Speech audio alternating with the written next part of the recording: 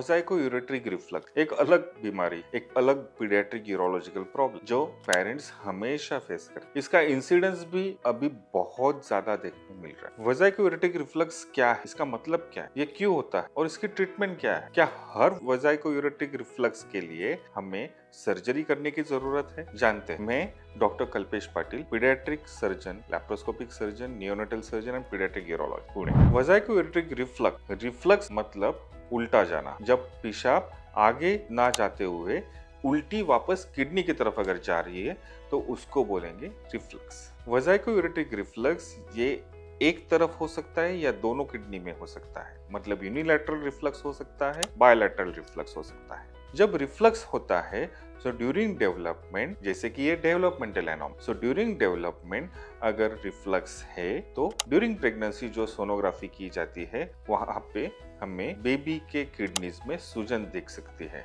मतलब हाइड्रोयूरेटर दिख सकता है, हाइड्रोनेफ्रोसिस दिख सकता है। अगर एंटीनेटल स्कैन नहीं दिखाते कि बेबी को किडनीज में कोई सूजन है या यूरेटर में कोई सूजन है, लेकिन आफ्टर डिलीवरी अगर बेबी को बार बार यूरिन इन्फेक्शन हो रहा है, उस कंडीशन में ड्यूरिंग इन्वेस्टिगेशन ये डायग्नोस किया जाता है कि बेबी को वजाइको-यूरेट्रिक रिफ्लक्स है, जिसकी वजह से बच्चे को हमेशा बार बार यूरिन इन्फेक्शन हो रहा है। In vesicoureteric reflux is retention of urine. Baby urine retain करता है, वो पूरी तरह से यूरिन बाहर नहीं डालता। इसीलिए वजाइको-यूरेट्रिक रिफ्लक्स अगर डायग्नोस हुआ है तो आपको तुरंत पीडियाट्रिक सर्जन की सलाह लेनी चाहिए। क्या वजाइको-यूरेट्रिक रिफ्लक्स सिर्फ सोनोग्राफी पे डायग्नोस होता है? नहीं। वजाइको-यूरेट्रिक रिफ्लक्स डायग्नोस करने के लिए गोल्ड स्टैंडर्ड इन्वेस्टिगेशन है मिक्चुरेटिंग सिस्टोयूरेथ्रोग्राम एक्सरे। पेशाब के रास्ते में एक नली डाल के पेशाब की थैली भरी जाती है एक दवाई से और बेबी को यूरिन करने के लिए फोर्स किया जाता है। जब यूरिन करते वक्त अगर यूरिन उल्टा जा रहा है तो वो एक्सरे पे एविडेंट हो जाता है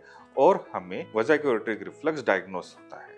वजाइको-यूरेट्रिक रिफ्लक्स के बहुत ग्रेडिंग्स है, जैसे कि सिविरिटी ये 5 ग्रेड में की जाती है। लेवल 1 और लेवल 2 मतलब ग्रेड 1 और ग्रेड 2 रिफ्लक्स ये यूरेटर के हाफ पार्ट तक ही जाते हैं। ग्रेड 3, ग्रेड 4 रिफ्लक्सेस ये किडनी के ऊपरी वाले हिस्से में, यूरेटर के ऊपरी वाले हिस्से तक जाते हैं। और ग्रेड 5 रिफ्लक्स मतलब पेशाब पूरी तरह से किडनी तक पहुंच जाता है। सो ग्रेड 5 रिफ्लक्स, ग्रेड 4 रिफ्लक्स और ग्रेड 3 रिफ्लक्स ये 3 ग्रेड रिफ्लक्सेस ये ज्यादा डेंजरस है, जो किडनी को डैमेज कर सकते हैं।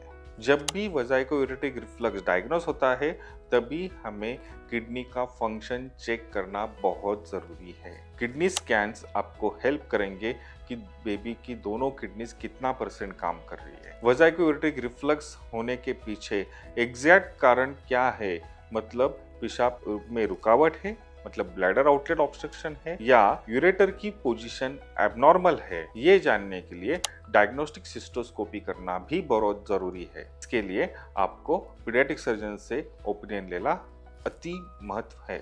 जैसे ही आप डायग्नोस्टिक सिस्टोस्कोपी करवाते और कंफर्म करते हो कि वहां पर रुकावट नहीं है, दोनों यूरेट्रिक ओरिफाइसेस पोजीशन सेम है या नॉर्मल है, उसके बाद अगर ग्रेड 4 या ग्रेड 5 रिफ्लक्सेस है तो बेबी को एंटीबायोटिक प्रोफाइलैक्सिस पे रखा जाता है। Serial investigations and serial monitoring of a baby is mandatory in vesicoureteric reflux. The complete treatment for vesicoureteric reflux is ureteric reimplantation surgery. Reimplantation surgery ये लैप्रोस्कोपी भी की जाती है और ओपन भी की जाती है। रीइम्प्लांटेशन में जो एबनॉर्मल यूरेटर है या जो रिफ्लक्सिंग यूरेटर है को कट करके एक टनल थ्रू नई जगह पे ओपन किया जाता है, जिसकी वजह से ग्रेडिंग ऑफ द रिफ्लक्स ये कम हो जाता है। मतलब अगर ग्रेड 5 है तो वो ग्रेड 3 या ग्रेड 2 तक आए, मतलब यूरिन किडनी तक नहीं पहुंच पाती और किडनीज को इन्फेक्शन होने से हम बचा सकते हैं। रीइम्प्लांटेशन सर्जरी होने के बाद वजाइको-यूरेट्रिक रिफ्लक्स ट्रीटमेंट देने के बाद किडनी को इवेल्युएट करना बहुत जरूरी है।